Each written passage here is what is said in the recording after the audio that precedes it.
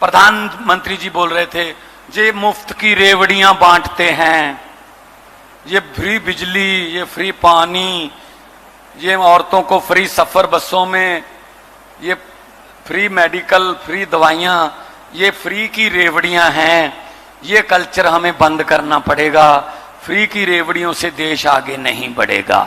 ये कहा था ना, झूठ तो नहीं बोल रहा ना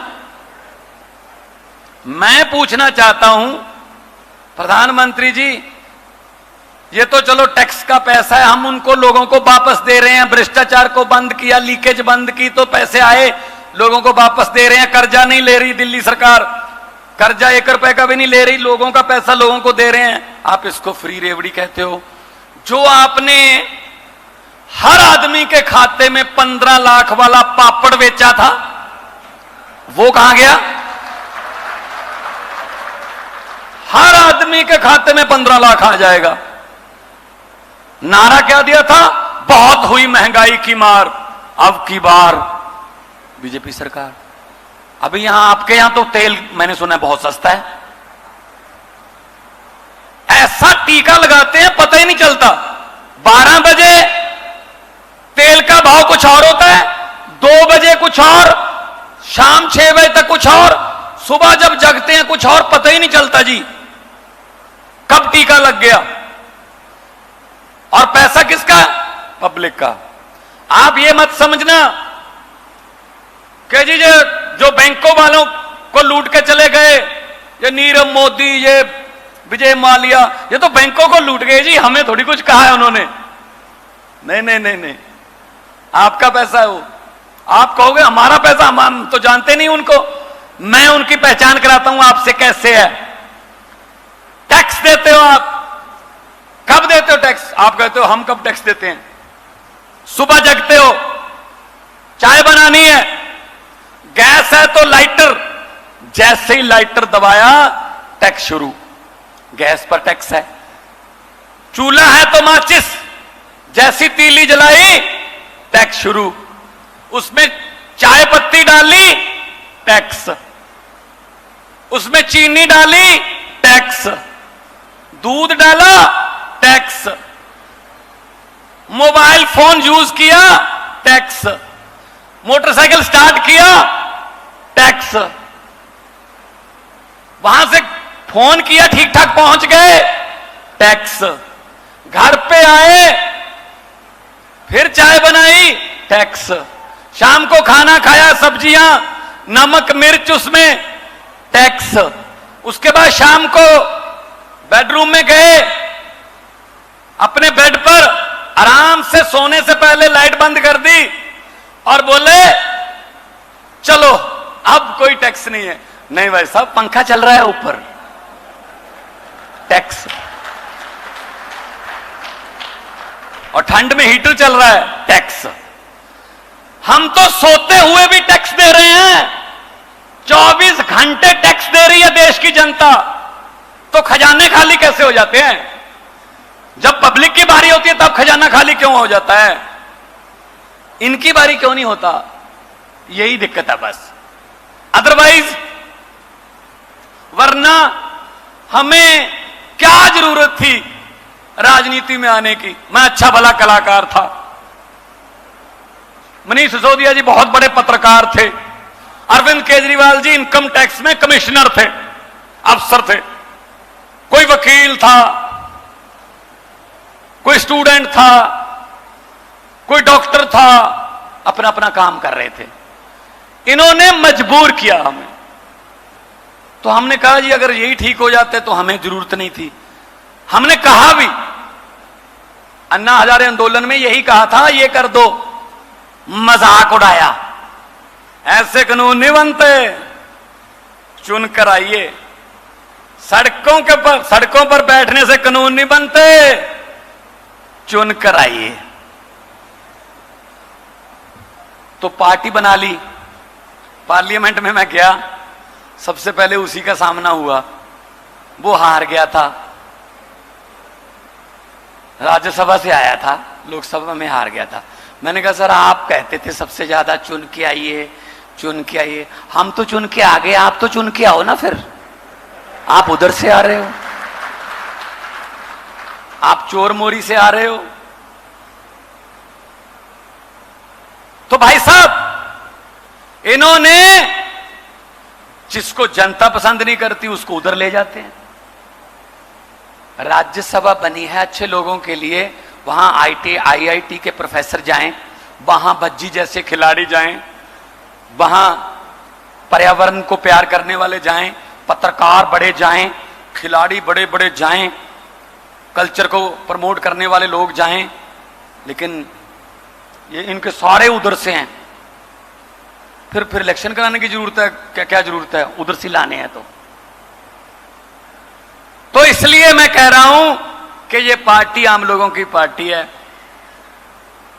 मैं एक टीचर का बेटा हूं, कभी नहीं सोचा था जिंदगी में राजनीति में आऊंगा, कभी नहीं सोचा था MP बनूंगा, फिर कभी भी नहीं सोचा था कि CM बन जाऊंगा।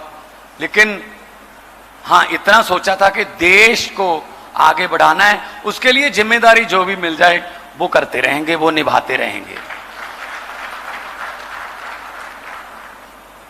नेताओं के तो सर में भी पीड़ हो न्यूयॉर्क, इनका ऑपरेशन लंदन से कम नहीं, क्योंकि उनको पता है कि डॉक्टर हम ही ने रखे हैं। उनको पता है यहां नहीं होगा ठीक, ये तो पब्लिक के लिए रखे हुए हैं।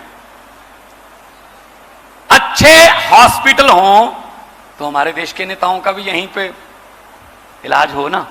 अगर उन्होंने बनवाए हों, बशर्ते कि बनवाए हों, तो अच्छे हॉस्पिटल और डॉक्टर अच्छे हैं, डॉक्टर की काबिलियत की कोई कमी नहीं है, लेकिन माहौल तो मिले ना। अगर MRI की मशीन में से कबूतर के घोंसले मिलेंगे तो कैसे डॉक्टर इलाज कर देगा जी? अगर आपको एक्सरे बाहर से करवाना पड़ रहा है, 90% दवाइयां बाहर से लेनी पड़ रही हैं, तो डॉक्टर क्या करेगा उसमें? अरविंद केजरीवाल जी दी अगवाई दे विच एक ऐसी पार्टी देश में बनी है जो सचमुच में आम घरों के बेटे बेटियों को सत्ता के गलियारों तक ले जाती है, जो एंटी करप्शन मूवमेंट से निकली है। यहां पर करप्शन के लिए जीरो टॉलरेंस है, यहां पर मेहनत करने वाले आगे आते हैं, यहां पर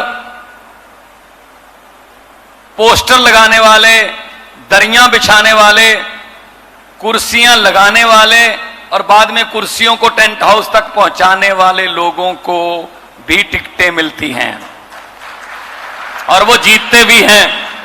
हमारे पास 20 उदाहरण ऐसे हैं कि वो जीतते भी हैं, क्योंकि जो ऐसे लोग होते हैं वो दिहाड़ी पर आया और दिल से आया, उसमें फर्क होता है। दूसरी पार्टियों में लोग दिहाड़ी पर लाए जाते हैं, उनको कोई लालच देकर लाया जाता है, लेकिन यहां अपने आप आते हो तुम।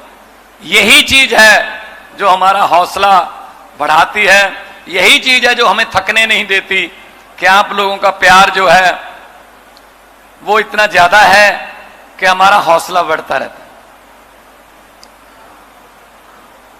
मेडिकल कॉलेज खोलने में कितना लेट हो चुके हैं, इसकी उदाहरण हमें पिछले 4-5 महीने पहले मिली, जब रशिया और यूक्रेन की जंग हुई तो हजारों भारतीय छात्र जो हैं, लड़के लड़कियां, वहां से उन्होंने गुहार लगाई, हमें यूक्रेन से बाहर निकालो, हमें जान का खतरा है। और उनके नंबर 99.1%, 99.2%, 99.7%। कोई नलायक विद्यार्थी नहीं थे वो कि यहां मौका नहीं मिला किसी और देश पे चले गए। बहुत ही इंटेलिजेंट स्टूडेंट थे वो, पंजाब से भी बहुत थे, हिमाचल से भी बहुत होंगे। उनको वापस लाया गया, उसकी भी पब्लिसिटी की गई। गंगा मिशन, भाई साहब आज से 25 साल पहले आजाद हुआ देश, हम 75 साल पहले आजाद हुए।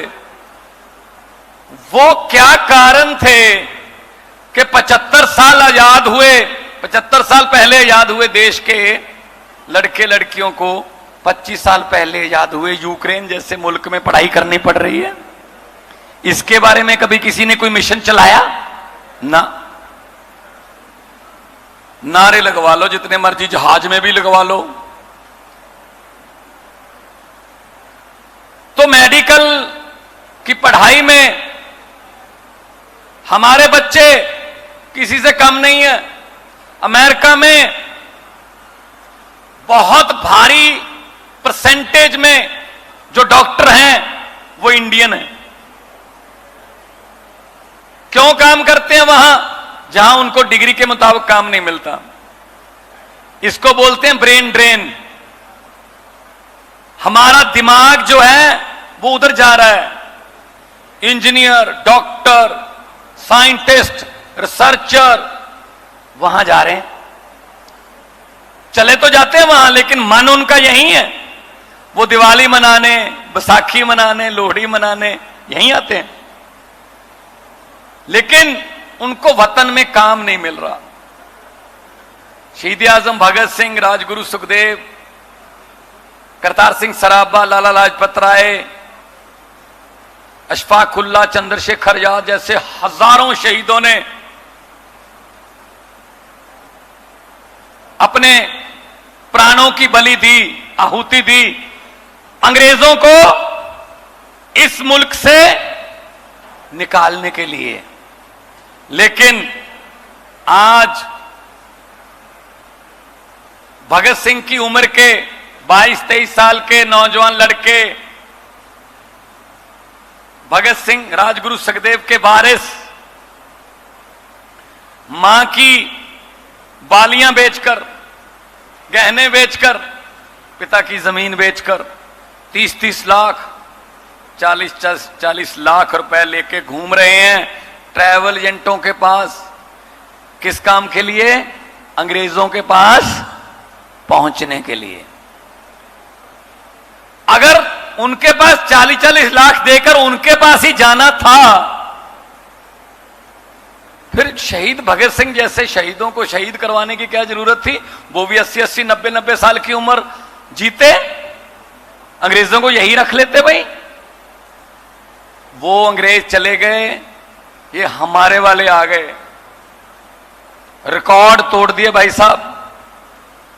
आज इंग्लैंड के अंग्रेज भी शर्मिंदा होंगे कि 200 साल में हमसे उतना नहीं लूटा गया जितने भारत वाले 200 दिन में लूट लेते हैं। वैसे ये ताली बजाने की बात नहीं है, ये कुछ बदलाव करने की बात है।